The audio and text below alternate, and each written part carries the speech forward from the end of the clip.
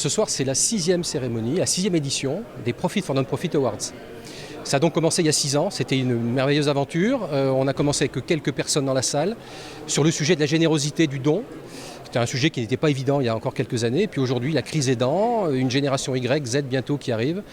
Toutes ces générations redécouvrent, et tout le monde avec elles, ce don, cette générosité. Alors l'innovation cette année, c'est le prix, le award de l'innovation altruiste.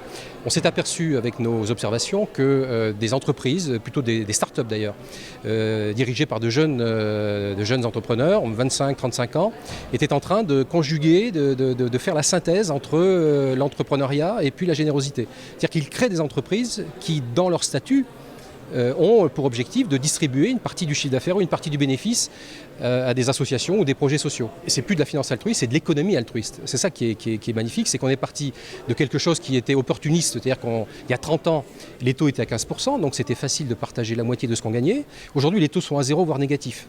Donc il faut que l'énergie se déploie autrement.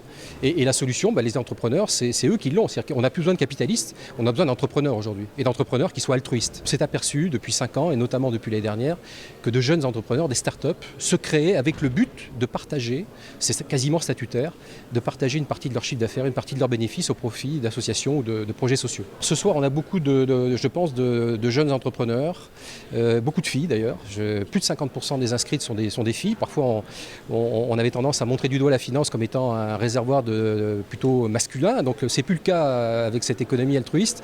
Beaucoup de start-up, beaucoup d'associations qui, je pense, ont compris peut-être pour les plus petites d'entre elles qu'il y avait des partenariats noués avec ces jeunes entrepreneurs.